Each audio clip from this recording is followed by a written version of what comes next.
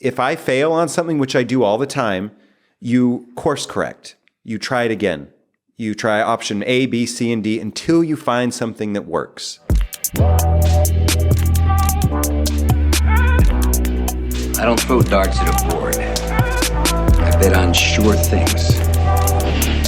Read Sun Tzu, The Art of War. Every battle is won before it's ever fought. Think about it.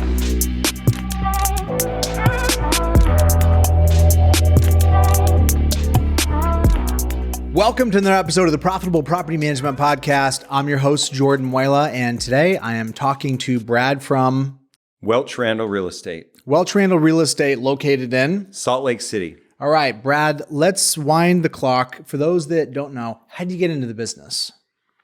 This is originally a family business, and I got in about 10 years ago. I made a vow when I was in college to never work for a small company or with family. Right out of college, I worked for a small company as a property manager, and I realized after 4 years of working there, I was delivering checks for him. I was doing a lot of the work, and I just thought I need to get into ownership of real estate and also of a company. So I talked with my dad, who had a brokerage, and said, could we potentially work something out? And so within 5 years of graduating from school, I had broken my 2 promises, and it was the best decision I could have made. What was your dad's view running a brokerage? What was his view of property management at the time? When he got into property management, it would have been right around 2000. And he, in the year 2000, in our market, he had 30 sales agents that he was supervising. And anybody that looked at property management, it was the definitely looked down upon industry. And in some ways, you see that that idea kind of still occurring around the country. But he felt like he really liked the recurring revenue aspect of it, because he said, I know the market's going to go up and down. We'll probably have times where we have 10 agents or we have 100. But if we can get some recurring revenue, then that's the type of business I'd rather be in. So that's what initially pulled him into property management. And for us in general, for me in general, the recurring revenue of PM it's really what drives a lot of my interest in it as well. Well, let's frame the business where it stands today. How many units are you managing? Just over 400 single family. And then we also have an HOA portfolio as well. Well, who doesn't these days? That's really just the thing to be doing. It's growing quite a bit. That or short term. You're either going to have one or both. Or a maintenance company. Yes. So we have 60 communities with HOA, and then we've also started commercial HOA management. So about 4,200 units with that. Forgive my ignorance. I don't know what commercial HOA management is. Commercial HOA would be anything like say you rent or own a space in an office complex. If it is part of a condominium association, that group of owners pays dues, and then the management company helps collect the dues, maintain the property, snow removal, landscaping, insurance. So it's similar to an HOA, but instead of the drama and everything with someone's house, it's someone's office or a group of owners that you deal with. Help me do some easy conversion from HOA to SFH. How many HOA doors, revenue-wise, are the equivalent of one single-family door, roughly?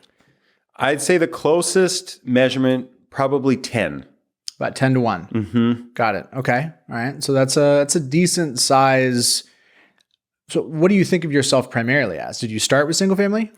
Started with single family.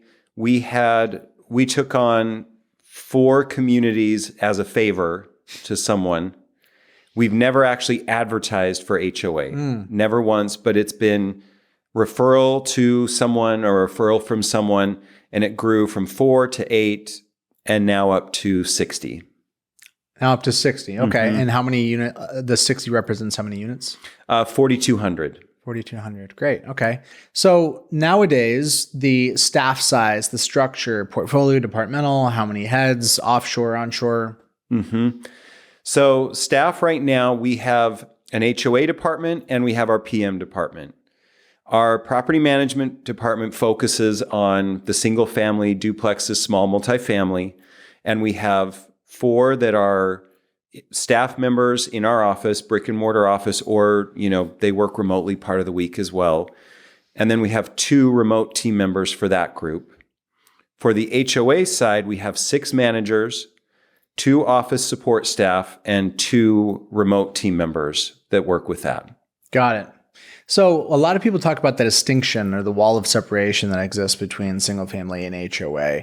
You would think that you're getting this leverage and efficiency, shared labor, shared resources. It would just kind of make sense. And yet when I interact with people that are on both sides of this equation, they're largely articulating that there is a pretty strong degree of separation. Have you found the same thing? I fully agree. I think for us, we try to do it all under one umbrella. And even though it's under the umbrella of the same company, we tried to have so-and-so work in 2 different departments at the same time. Didn't work. The only place where we found reciprocity is on the admin side, which is done by remote team members. So we have some of our remote team members that are cross-trained on some PM tasks and some HOA tasks, depending on how much time they have in the day. But our team that is in our brick and mortar office and just in our hometown operation, it's completely separate. And so if you were going to just articulate the nub of the need for the separation, the activities, are that disparate? Is it the cadence of the work? What drives that wall of separation?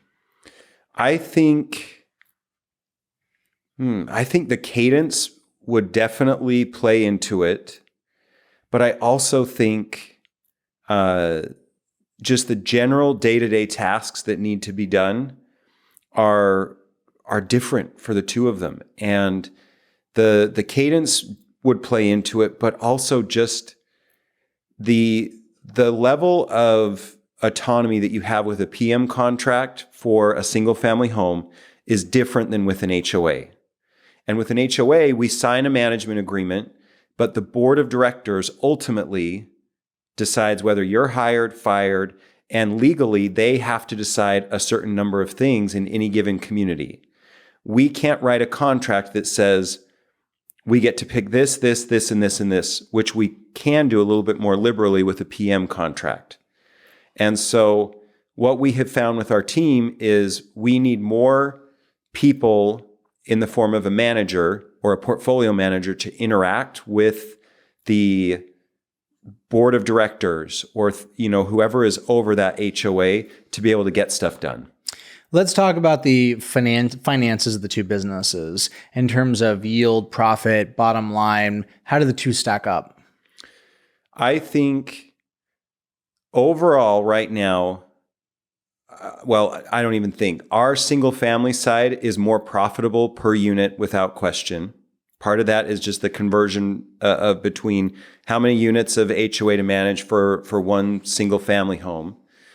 But on the HOA side, there are a lot of opportunities for ancillary revenue, just as there are in single family. And there are also a lot of plays that you can make to grow your PM business and to grow a brokerage business or to grow a maintenance business if you have those. Mm-hmm. So to me, the revenue from doing HOA management alone is not enough to make it worthwhile to keep the business intact. Wouldn't be interested as a standalone proposition. No, I don't think so. And I know that you can make it work if you can keep your labor low, if you can do more with remote team members, or kind of like Scott Brady's setup, if you have agents that are making a cut of the property management fee and there's no insurance, nothing like that. But keeping staff members with only HOA revenue sources, you can break even, make a little bit of profit, but you're not going to pull up profit margins the same as a single family company. Now, when you add in other resources and other sources of income, that's where you can start to see how the PM company and the HOA can play really well together. What is the HOA feeding in terms of these ancillary business units? So for any HOA, you have certain things that always have to get done. And so, for example, we have a third-party maintenance company that can be the first line of defense for handyman projects around HOA. And right now, finding contractors is very difficult. It's a tight labor market. Yeah, tight labor market. So you can build a revenue source through that. The next area is you can build HOA benefit packages. Similar to an RBP on single family homes, you can build a benefits package for HOA homeowners and for boards. So it can include everything from handyman work, furnace tune-ups, pest control, things like that. So you can build an economy of scale because you have access, in our case, to 4,200 doors. And a lot of them are living in an HOA because they don't want to take care of certain things, which means a fee-based service of 30 to 60 bucks a month, they are more open to because they've already chosen to live in a home that has fees attached to it. On the other side of that, if you build relationships on the HOA side, the opportunity for sales grows a lot because your company is kind of the trusted company within the community. And so we will provide information about the market, information about what's happening in general. And then at the bottom, we give them a discount if they want to use us. We don't force it. It's just an opportunity there. But, if we have an HOA that brings in, say, $800 of monthly revenue for a management fee, but then we bring in 2 or 3 sales a year of brokerage revenue from there. It adds a lot. It adds a lot, even though it's only a couple of sales. So our goal is to have a sale from each community each year. Because if we can do that, the ancillary revenue from that more than covers, a lot of our labor costs, and it builds a much higher profit. What's the total transaction volume that you're doing in a year on the brokerage side, ballpark? Brokerage side, probably around 150 a year. Okay, that's meaningful. And what is if you were to try and identify the threshold of dues, end user dues that correlate to it being enough money for the HOA to hire a third-party management company, how high do the dues have to be for a management company to even be able to get involved? I would say probably on average, right around 200 are the dues. Now, if you have a community of 200 units and the dues are only 150, you can make it work. But our average size is right around 60 to 95 units. And so most of those are between about 185 and 225. Talk to me about the soft skills, the profile of person that you're dealing with that's sitting on a board that you're interacting with. What is the soft skills parity or delta between interacting with owners versus board members? What we try to focus on, the managers are meant to be the quarterback, the coach, the help for the boards. That's what we really like them to focus on. Now, in any given board, and I think in any given HOA, of the 100% of owners that you have, 10% are going to be the type that hate living in an HOA.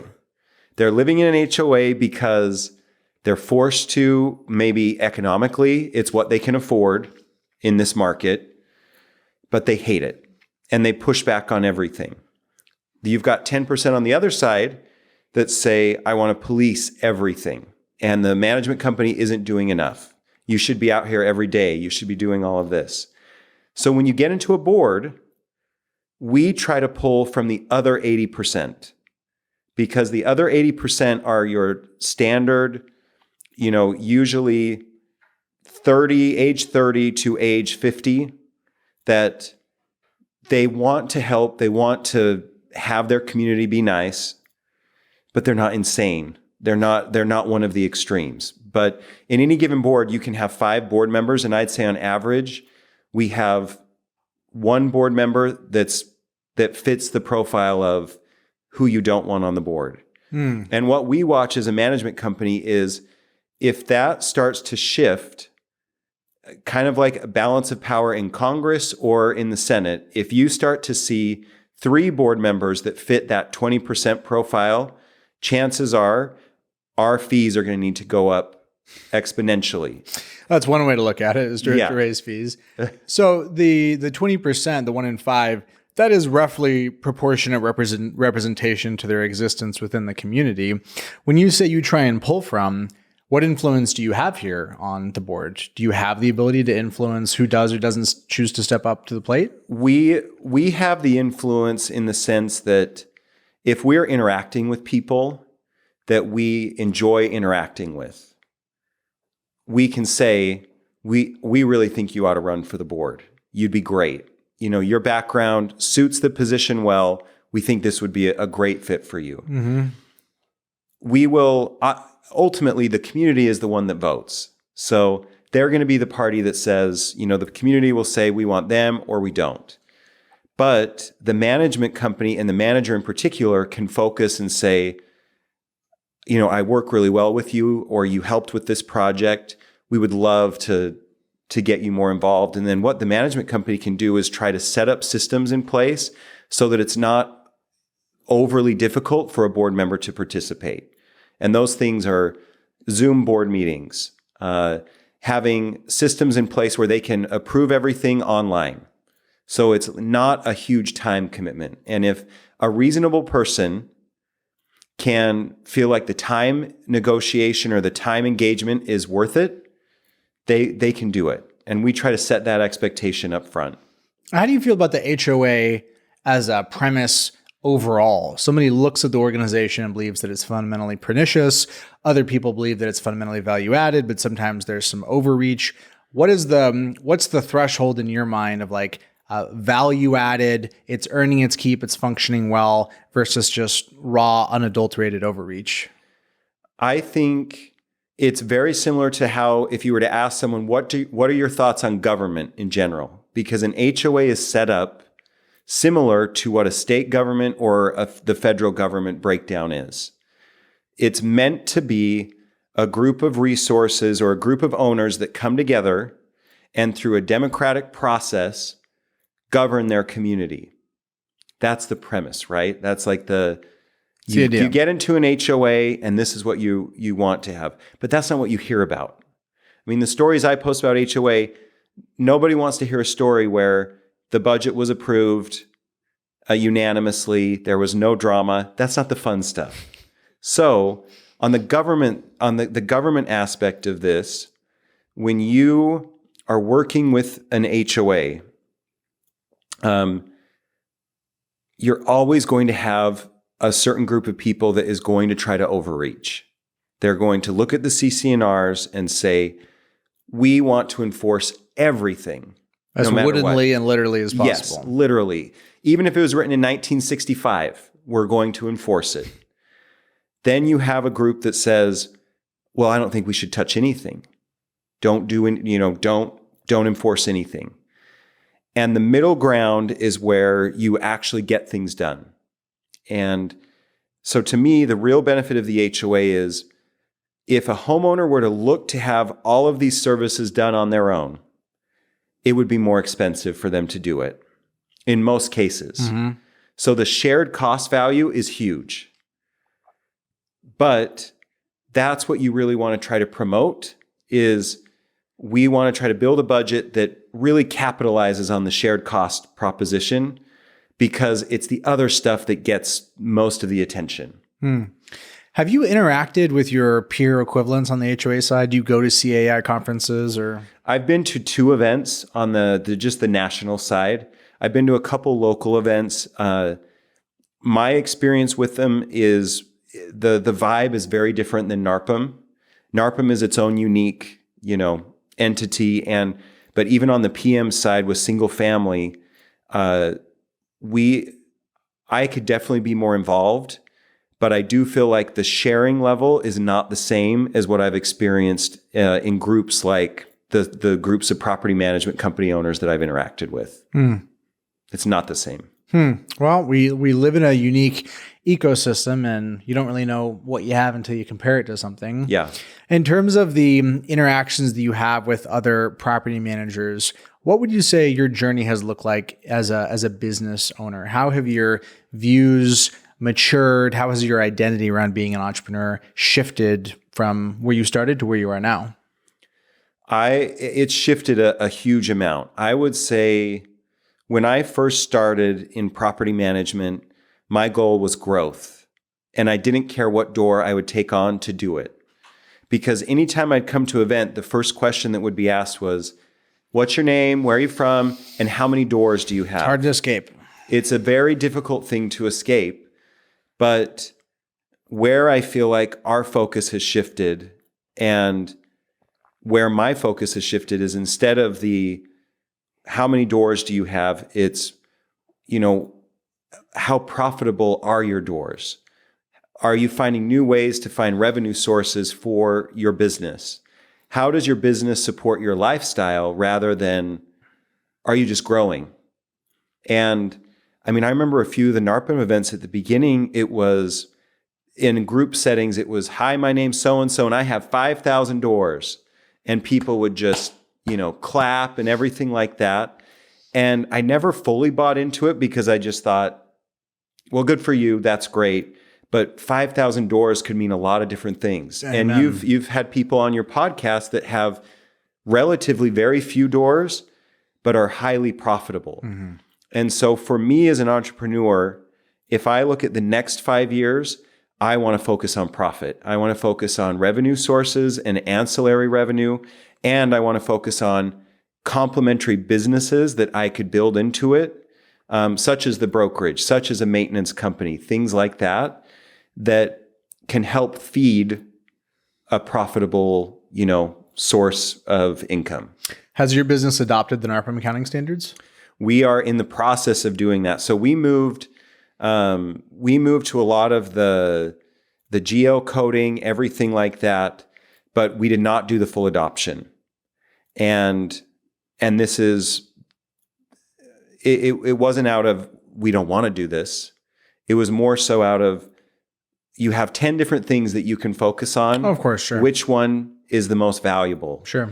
And if I could go back a few years, I would say, I wish I just would have started with it earlier and gone to, some of this focus earlier.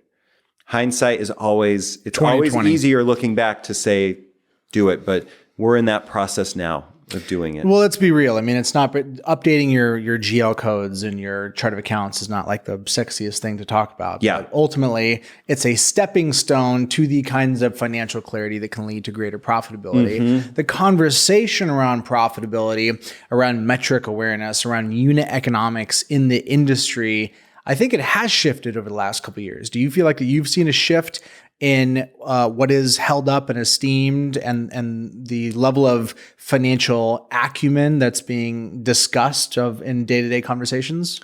Yes, I fully agree. And I think even as you go around to events like a NARPM broker owner or any of those larger conferences, you hear much more discussion, even from third-party vendors saying, by adding this is how much more revenue per month per door you can bring onto it.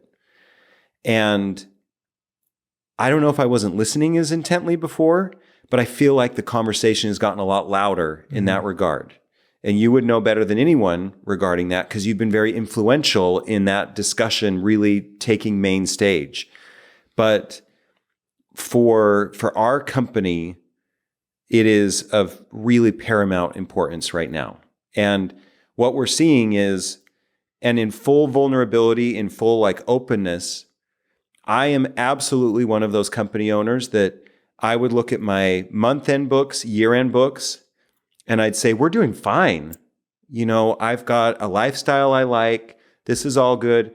But if someone then pushes me and says, well, what is your profitability on the HOA side versus your brokerage versus the maintenance company versus the PM company? That's where it would get murky. Mm-hmm. And so for me, if the brokerage, the maintenance company, the HOA, and the PM company are not all profitable on their own legs, standing on their own, then it's a very simple decision to say we've got to either make it profitable mm-hmm. or make a shift. Mm-hmm. But until we look at those individual metrics and see how, what it takes to bring on a person and to actually bring on a door and to see how much you're paying someone and how that affects your overall profitability, I just never went into the depth that way because it wasn't sexy and it's not fun. I mean, it's not enjoyable. I don't sit there. I don't geek out over that stuff, but I love what the data that it pulls. I love the summary of it. I just never was super intrigued to like dive down as much as I should have. I think the nuance here is the gap between finance and accounting. My accounting chops are so-so. My finance chops are strong. Finance is interesting to me. Finance is outcomes. Finance is organizational capabilities. Finance is analysis to diagnose the maladies within the organization that stand between me and my objectives. That's a rewarding conversation. Accounting fits in, but really it's just like it's a stepping stool that's necessary to have an informed finance conversation. I think as we're seeing the industry kind of change and evolve, there's a lot of shifts. One of those shifts is that there's a lot more M&A activity going on right now. There's more companies that are coming into this space. There's consolidation. There's roll up. How do you personally reason and relate to the proposition of an exit within your business? I think I reason with it differently on different days. And I know that's not maybe the best answer, but if I don't have kind of my clear, grounded, this is the ultimate vision for the company, this is the ultimate vision for the lifestyle I want, then there have been plenty of times where I have come home from a late night of work or something like that, and I say, sell it all. And don't sell it for me to work for it later, sell it and exit. When I am in a more reasonable state and a more forward-thinking state, I see the consolidation happening. I see what's happening in the industry, and I'm not opposed to it necessarily, but I also think that it may not fit everyone's model and everyone's future goal for it. And is there a space in the market now and in the future for an independently run, profitable business? I don't see a market where where a small business that's profitably run, where there's not a space for it. And I don't know that there's going to be one company that's big enough to beat out every other competitor around. And I know for our market, the biggest thing that we're going after is the do-it-yourselfers. And I think that's national as well. You know, there's so many people that do it on their own. And there are people that I think will gravitate towards a really large company, especially if the cost is there. You know, if the cost is low, everything like that. But if you can have a company, whether it's large or small, that can provide the technology, the backing as far as the support, the experience, like what that looks like for an owner, and have it be within a range that they find value, then I think that company will still be around. So I know there's a lot of talk of consolidation. And as a company owner, of course, I want to know what a third party would value me at. Like, why not? Give me a term sheet. Go through the process, everything that way. Whether it turns into something in the future or not doesn't matter. But it's worth having the conversation to see where somebody that's looking from a different perspective at your business, how they would value it. But does it mean that it's the right fit for every company owner? No. It's interesting that I'd say as of late, what's shifted is that the FOMO has gotten ratcheted up a bit. M&A has been going on for some time, but the FOMO has really reached a zenith right now in apex. And I think that some of that is derivative of folks wondering, what am I missing? What am I not seeing? And I want to give you a parallel. In the universe that I operate in, running a tech company, there's a couple of classic instances that just generate instant FOMO. The first is so-and-so competitor, they just raised a monster round of VC money, or such and such buddy just had a big exit. Similarly, on the technology side, you see waves. And right now, I think that the broad wave would be like Web3, crypto, NFT, smart contracts, blockchain. All of that is absolutely at an apex of public interest, an apex of smart, intelligent entrepreneurs saying, this is the way, this is the future, drop everything. And it does start to feel like hype and hyperbole, and can anything live up to the promises of something like that? And so I think that the feeling for me is when I see somebody really smart get so excited about, in this case, Web3, something that I personally just don't really understand. Right. Like it is beyond my comprehension in large part because of my failure to invest my time in doing due diligence on the opportunity. But when that happens and somebody speaks well of it and goes all in, it gives you pause. And, without these voices, I wouldn't be thinking about this. Yep. But in light of these voices, I'm kind of wondering, it does kind of make you do a bit of a gut check. Do you have that sense that that's part of the dynamic going on in the industry right now? Absolutely. And just like you said, there have been companies around for a while. This isn't a new concept of rolling up, buying in, and depending on who you talk to, it's a buy-in or it's a sellout. It could be viewed very differently from a group of 10 people in a table, and you could have a lot of different viewpoints on what that even looks like. Sure. Is it an exit? Is it I think it was PMI that originally coined the language, not selling out, but buying in. Yes, that's true. Not selling out, but buying in. But there is that piece of us, I think, as property managers and company owners that say, first of all, well, what's the value I'm going to get if I join or if I participate? But then there's also that other side that says, but what am I going to be missing out on if I don't? It's that opportunity cost. And so there's big discussion around when you have valued colleagues and friends and things like that. That's where it becomes real for a lot of us as owners, because you hear about people buying companies and everything. But once it's your friends saying, oh, I'm doing it and they're doing it and you should do it now. And once again, I'm not saying any of it's wrong. I'm just saying, I think right now there's definitely a fever pitch and a lot of it, I think there's definitely FOMO because I feel it. Sure. And to think of a larger company that's a collective mastermind, everybody loves that. What a great concept. Sure. That's why we're here. That's why we're at events. That's why you join groups. That's why Profit Coach, all these things.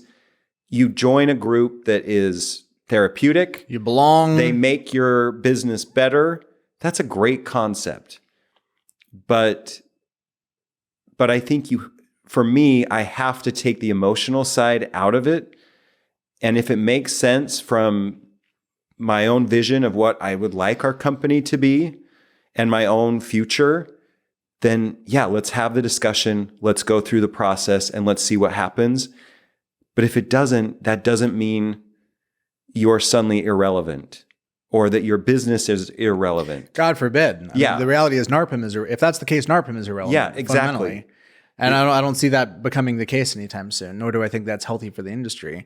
What I do think is that when you're thinking about evaluating decisions, what rings true for me is that you can know the integrity and the wisdom of a decision based on the evaluation that was made with the facts that were at hand, as opposed to a hindsight 2020 analysis. Yeah. i.e., we can reason about the wisdom of making a economic wealth management financial proposition to buy lotto tickets before we buy the lotto ticket. Yeah. We don't need to see what does the scratch off say in order to determine whether or not that was or was not a good decision. Right, right. And so I generally relate to any proposition where I will only know the answer to whether or not this was a good or good decision based on a series of other events that I cannot ascertain or predict.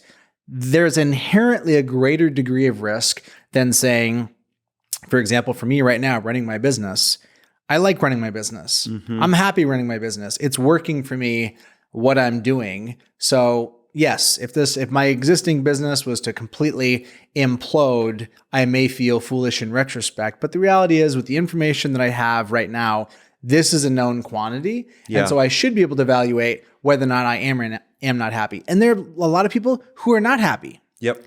It's not working for them. They're not making money. They're tired. They're exhausted. They're looking for some kind of a next leg of the journey And there is nothing wrong with that. And I think this is a great option for folks that find themselves in that circumstance. But that's the heuristic that I would offer. If you're faced with a decision where you can only know the answer based on how things play out long in the distance, you just got to be aware of the amount of risk. It's a different kind of decision when that comes up. Yeah.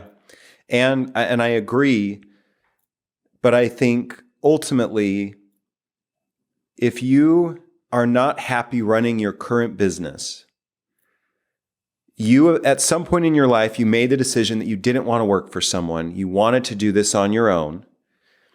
You have the flexibility to make it what you'd like, which I love. If I fail on something, which I do all the time, you course correct. You try it again. You try option A, B, C, and D until you find something that works. And you surround yourself with good people to find ways that work.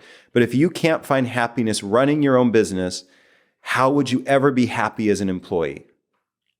I just don't, because it's the grass is greener. You know, as an employee, you dream of, oh, I just want the freedom.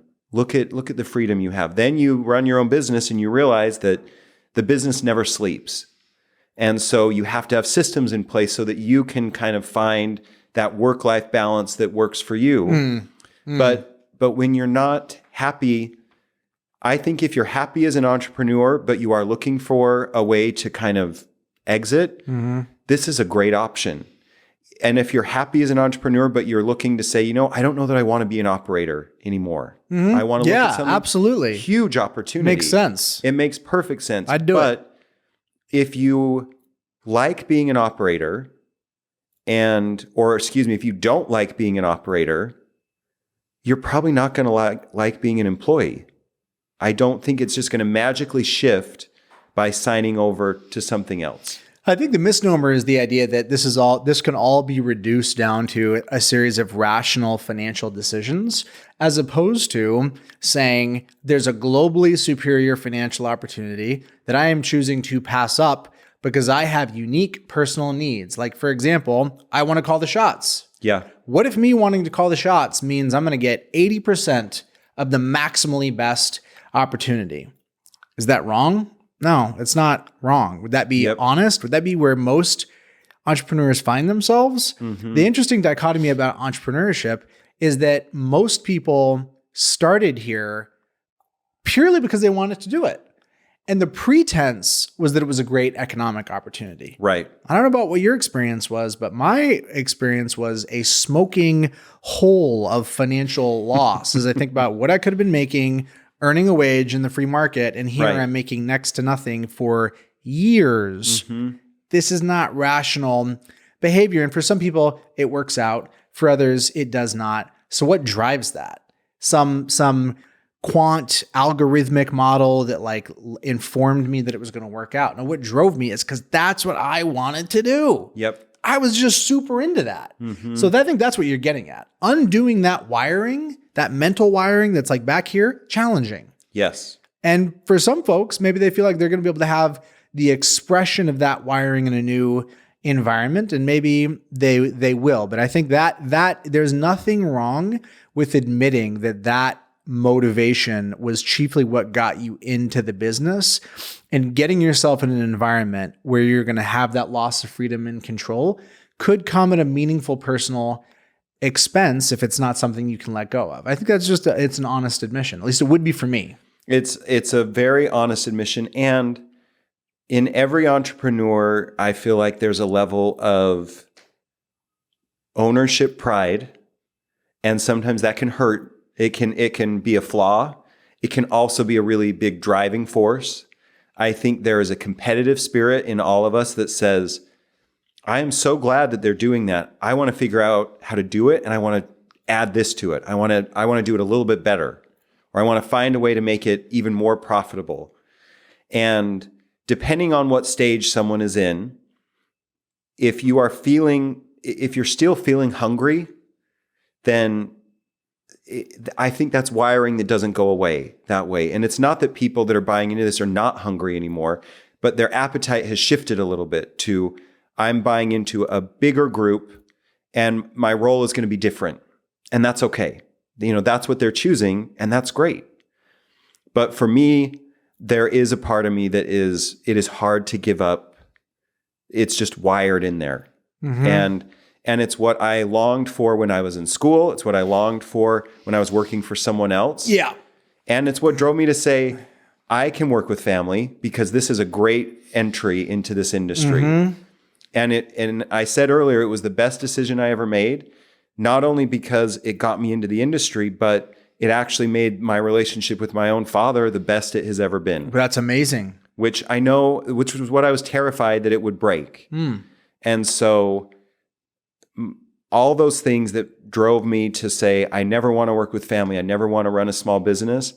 I am fully cognizant of the fact that my company is not going to be necessarily something that someone talks about like Google or anything like that. And I'm okay with that, But can it provide a lifestyle for me, for my family, for the people that we work with, and an experience for those customers and clients that we work with that's memorable and meaningful? That's not a bad life. Well, let's be real. One of the most dangerous things for entrepreneurs is chasing status. Yeah. Status, and this is, not to get too philosophical, but among primates, one thing that distinguishes humans is the pursuit of status. In the animal kingdom, you don't see monkeys stacking up mounds and mounds of bananas and letting them spoil and they can never eat them. That's a uniquely human impulse to have way more than I need, specifically for the purpose of saying, you see that? You see what I did? It's pretty cool, right? That's a uniquely human thing. And chasing that is really, really challenging because every new trophy puts you in a new club. And it's like starting off in freshman year basketball and then making it to JV and then you're on the senior team and then you're in NCAA. And each time you climb, all the accolades and rewards that you had previously are now worthless. Yeah. You now it's like the next level of, that's what I experienced. It's like, and I heard somebody say it well, a guy named Jason Lemkin that I follow. He said, if you can get to 1 million in ARR, you can get to 10. You can get to 10, you can get to 100. If you can get to 100, you can get to 1 billion. It's like, wow. On the one hand, exciting. On the other hand, it's an invitation to constantly dismiss your achievements under the guise that when you get to this certain level, then you'll be able to have the relief, the celebration, the congratulations. And the reality is it never comes if it's not something you can give to yourself. If you can't appreciate it for yourself, somebody else's commentary isn't going to be enough. Yeah. Well, and it's like I think it was Eleanor Roosevelt that said, comparison is the thief of joy. Amen. And when we are only comparing ourselves to our peers and to our competitors, or even you listen to a podcast and you think they figured it all out. None of us would be participating in this industry and in these types of events if we had figured it all out. Right. We're all trying to find new ways to do it, better ways to do it. And if we're saying we figured it out, we're lying. Yeah. We're not being truthful. And I feel like as soon as I let go the idea that I had to have it all figured out, running a business became a lot more fun. When people would come to me and say, what do we do here? And I'd say, I've got to figure this out. Now I say, I don't know, but let's figure it out. Yeah. What do you want to do? Come to me with an idea or a solution. And it has made it a lot more enjoyable. And that to me, I know our industry, a lot of people don't deem it as sexy and everything like that. But an industry that you can get into like this one, you don't have to have all these degrees in order to do it. Yeah. You can zero barrier to entry. Yeah, zero barrier to entry. You can find ways to make it profitable. And in most ways, I'm the one keeping it from being more profitable, whether I like to admit it or not. Sure. I'm the one that's too involved with certain things and I can't let it go. But you can make it profitable. It can provide for your family. And maybe if you're in the tech industry or something, titles mean something because this level makes a certain amount, this level makes a certain amount, just in general, in corporate America. But in our industry, if you say, well, I'd like to make $300,000 this year as my salary, you can figure out how to do it. Totally doable. You can build that in. And that is, if that doesn't excite someone to say entrepreneurship is worth it despite whatever cost, I don't know what would. I could make 300K calling my own shots. Yeah. Not to say, and surely there's someone making through 300K doing very little work, but let's just say a more realistic premise. I'm working hard, but I'm making that kind of money, but I'm calling my own shots. There's some satisfaction in being able to say, it was my idea. I had a premise. I had a vision. I tried things. I got slapped around. I had to crawl through the mud, but I got here and I get to enjoy the fruit of my labor. I agree that is a really amazing aspect of our industry. And it's something that you can get robbed of if you are constantly in the pursuit of growth. And I've had friends and colleagues that had businesses that wanted to be small and profitable. And instead they got to, mid-size and blew up. They couldn't just appreciate the thing that they couldn't appreciate it for what it was. Yep. The ego required it to be more. And that probably you talked about the cadence of a business and everything like that. I have found if I will slow down just a little bit, I can celebrate a little bit more, and I can celebrate with our team a little bit more. And instead of chasing a dollar figure or something like that, you have those metrics, you have those measurements and everything that way. But if you just slow down and look at where you've come in 6 months or 12 months, undoubtedly there's things to celebrate. And I feel like the celebration side, it helps build a company in more ways than it's not just a pat on the back. The people buy into that. People buy into the fact that, they may not work for a Fortune 500 company, but they're working for a company that is growing in its sphere and profitable, that has an aligned vision. And that's meaningful. We cannot take that lightly. I think it's a corollary to what you said about making a good income. The idea that I could run a company with a world-class company culture and there's only 10 people here. I think that's viable. Yeah. I really believe that is viable if you take the time to slow down. Now, the challenges come in layering the ambition on top of it. This goes back to the metaphor of I'm both the firefighter and I'm the arsonist.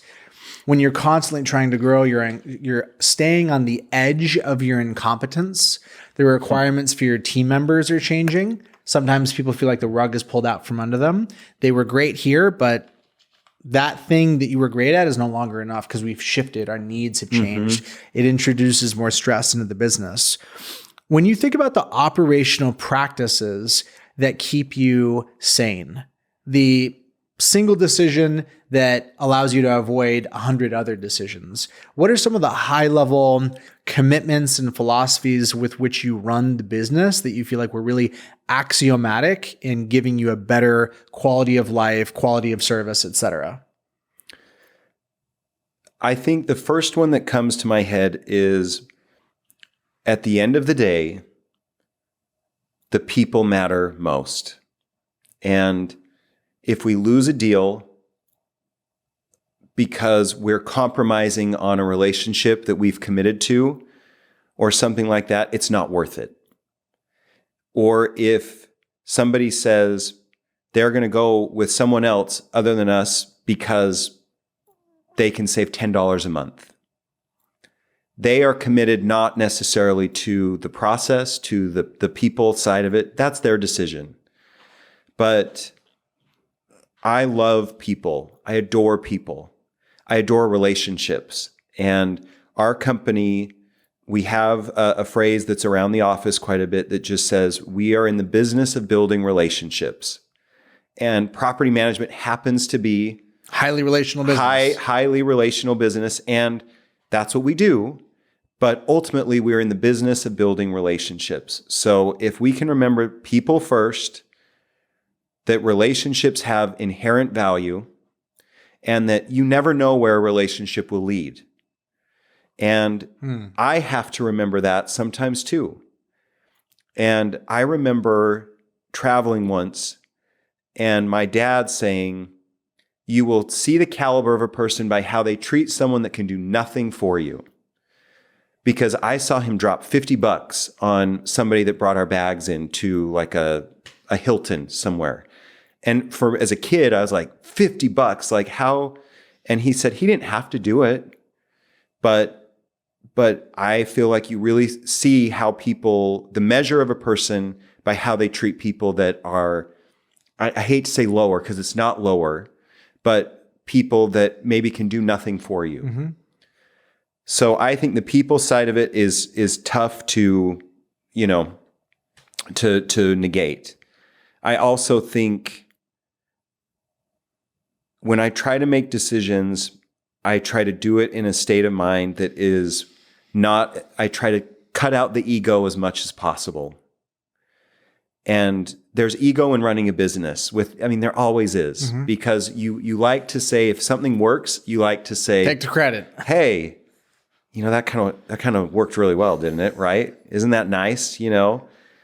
But the team is the one that implements it. You have found the idea or something like that. But as I'm making decisions, as our team is making decisions, if part of the rationale is I want to do this because it was my idea, we got to cut that out. Mm-hmm. We've got to drop that. We've got to say, we're doing this because it makes logical sense. It's the right decision for us right now. And keeping the emotional side out of it, or the ego-driven side, can be hard for me at times. But I feel like that's something that definitely weighs in on the decisions that I make and that we make as a team.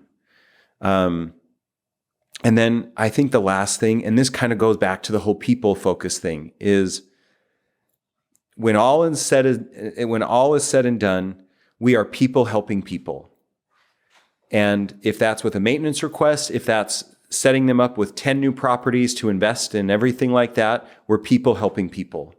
And if we can remember that, then it takes out some of the temptation for making poor decisions or making even like irrational decisions, because we remember, does this actually help the people that we're serving? And if it doesn't, we need to figure out either how to make it help them, or we drop it. We need to drop it. I love your emphasis on people. And I feel like some people are going to hear that and it's really going to resonate with them. And other folks will say, it feels really soft. I'm just in it for the money. What I find matters in business is longevity, consistency, stamina. And the cost and the price of stamina is doing things that you care about, that you enjoy, and that are meaningful to you. And I hear that coming through when you're talking about the people. So, when I hear that, it resonates with me personally, but I also I recognize that to stay in this game in the long term, like you got to be working on things that you have a personal connection to. So I love the clarity that you have. I appreciate you coming on, and I look forward to be here. Getting the update. Let's end it here. If you could think of one resource for somebody that is newer in the business to consume, to learn and grow, what's been really impactful for you? One resource, I would say finding some like-minded people to bounce ideas off of, whether that's through an online mastermind, whether that's through a vendor that provides that type of resource. But for me, I have some local people that I go to. I have some people that I meet up with at national events that I can say, here's what went well. But more importantly, I can say, here's what's not going well. And they will hear and listen. And I wish I would have started that earlier. I kind of felt like I didn't have the right to try to jump into something like that until I felt like I was arrived as a property manager. And then when I realized that no one arrives, and if they feel like they've arrived, they're fooling themselves, probably not anyone else. And so I wish in starting, I would have just said, I'm Brad. This is where I'm at. This is what I'd like to do over the next year. Who could talk with me and who would help with me? Who would help me with that? I wish I would have done that more. And it's taken others kind of drawing that out of me. I am a naturally extroverted person, but I was very introverted in the professional industry at first. I am becoming more extroverted, and people will say, oh, well, you've been doing this forever. I'm like, no, I haven't. And there's aspects of my business that are not going great, but there's aspects that have worked. Let's talk about both of them and how you can make it better. So I would say be willing to be vulnerable enough to say, I would like to talk with someone and get some help, and also provide help, because it's very much a relationship that all parties benefit if you're open and honest. And I think coming to events like Broker Owner are a great conduit to do that. Proximity. Yes. Just being in the presence. There's the intentionality to send the email, who do I contact? And then there's just being at the bar, like with 20 people like that around you. I love the density and the environmental impact of that. I think that is about as close as you can get to a perfect answer. I love that answer, and I appreciate you coming on. Happy to be here. Thanks, Jordan. Until next time. Sounds good. Hey guys, quick message on the Lead Simple front. We are hiring aggressively into a bunch of different roles right now. Head of customer success, finance and accounting manager, customer implementation pilots, customer success associates, software engineers, all over the place. So my question to you is, do you know somebody? Do you know somebody that might be interested or a fit for one of these roles? You can see the full scope at leadsimple.com/careers. Head of customer success, finance and accounting manager are the ones that we are focused on the most right now. But I'd love to have a conversation about any of these roles. So if you have questions, you can email me at jordan@leadsimple.com to understand the scope, the depth, and to know if anybody in your network might be a fit. We are a live crew, highly competitive, a little bit nerdy, and we love to have a really good time along the way as we work. So if this sounds like a fit for somebody that you know, love to hear from them. Thanks, guys. Jordan here, asking you, what do you got? What is a question you want to ask me? Can you stump me? Can you throw me something hard, perplexing, vexing, something you feel tied up in knots with? Throw it at me.